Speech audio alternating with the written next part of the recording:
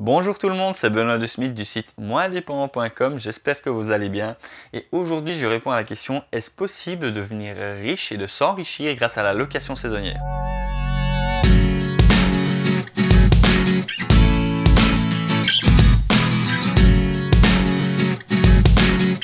Tout d'abord, avant de commencer à répondre à cette question, si la location saisonnière vous intéresse, sachez que cette vidéo fait partie d'une playlist donc sur YouTube. Vous pouvez découvrir donc les autres vidéos de cette playlist-là. Et vous pouvez également, en vous inscrivant donc sur mon site, que vous trouverez normalement un lien en description, recevoir donc les premiers modules de la formation qui permettent donc de cartonner en location saisonnière. Directement dans votre boîte mail. Pourquoi est-ce que la location saisonnière permet de s'enrichir et de devenir riche?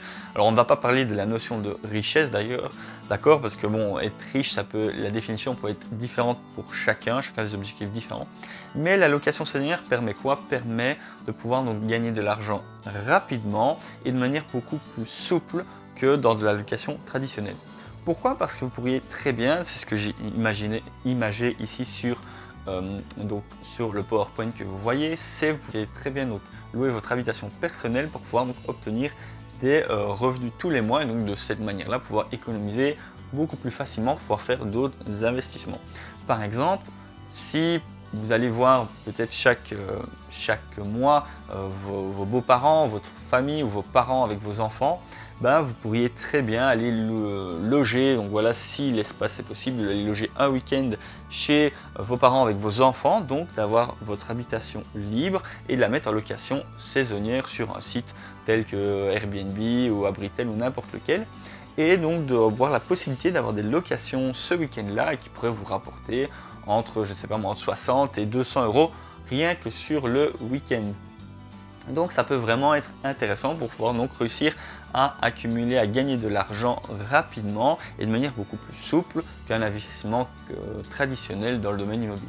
On peut également louer que partiellement le bien. Donc si on habite dans la maison, que les enfants sont partis, qu'il nous reste 2 chambres par exemple disponibles dans la maison, on peut très bien mettre à louer donc voilà 1 ou 2 chambres dans notre habitation principale et de cette manière là de temps en temps avoir des locations et avoir des rentrées qui nous permettent de par exemple nous aider à payer l'emprunt hypothécaire ou de pouvoir tout simplement économiser plus.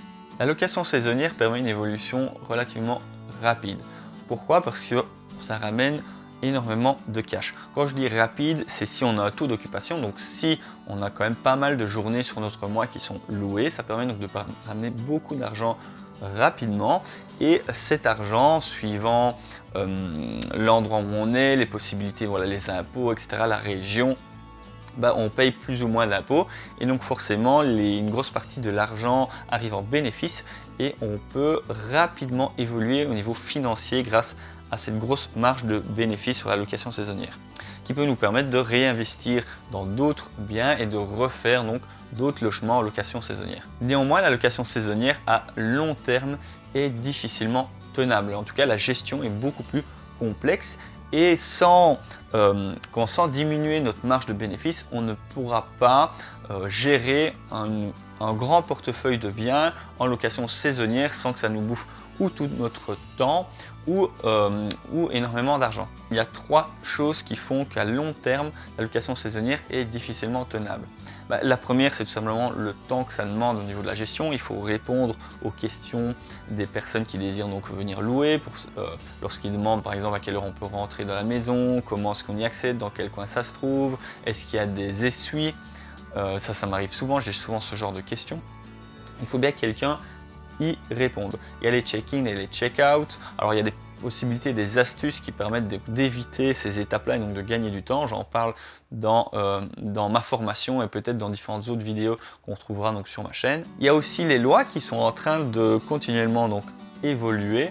Alors les lois évoluent de plus en plus pour protéger ce type de location, donc protéger donc ceux qui louent, mais également protéger le secteur hôtelier qui est donc directement en concurrence avec ce type de secteur. Et il y a également de nouvelles taxes qui apparaissent donc sur ce type de location qui diminuent le bénéfice. La troisième chose, c'est que la concurrence peut évoluer très fort dans ce domaine-là.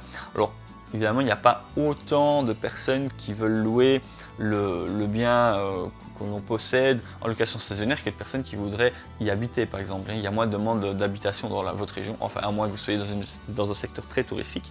Et donc forcément, si 3 ou 4 personnes dans la même rue que vous ou que moi achètent des logements et les mettent en location saisonnière, que ce soit de meilleure qualité et moins cher, forcément moi je vais avoir beaucoup plus de mal à les louer et je vais peut-être avoir une très grosse perte de rentabilité. Mais la location saisonnière peut réellement permettre de devenir riche si on arrive à maîtriser donc tous ces points et donc à gérer convenablement donc ce qu'est un investissement en location saisonnière. Donc on arrive à gérer le temps, à optimiser donc les différentes étapes, les différentes questions, les frais, les entretiens, les ménages que l'on doit faire dans son bien. Donc on arrive à optimiser ce temps-là ou à le déléguer, et qu'on arrive donc à suivre de manière très précise l'évolution du marché, nos concurrents, le prix de notre nuitée, qu'on arrive quand même à en dégager donc un bon bénéfice. D'ailleurs, dans l'information, j'expliquerai un petit peu comment est-ce qu'on peut essayer de disqualifier certains concurrents, etc. pour pouvoir donc évoluer et être sûr d'être vu en premier donc, sur le secteur de la location saisonnière dans votre région. Et également donc le fait de suivre de près l'évolution des lois, le fait que le bien soit bien en règle, qu'on ne risque pas donc voilà, d'avoir à un moment donné une très grosse prime, une très grosse amende, à payer à l'État parce qu'il y a une nouvelle règle qui est sortie, ou alors de prendre le risque, mais d'être conscient de ce qu'on risque de payer si à un moment donné on se fait attraper. Et une fois que l'on gère ces différents points, les bénéfices de la location saisonnière, si on est bien placé, peut réellement permettre d'évoluer très rapidement dans le domaine immobilier et de pouvoir donc devenir riche et d'en vivre complètement. N'oubliez pas, si vous désirez donc aller plus loin et plus vite dans le domaine de la location saisonnière, je mets à disposition, une fois que vous avez rentré votre adresse mail sur mon site, vous devrez trouver le lien en description, plusieurs modules de ma formation payante. Et on se retrouve dans l'une de mes prochaines vidéos. Merci, à très bientôt. Ciao!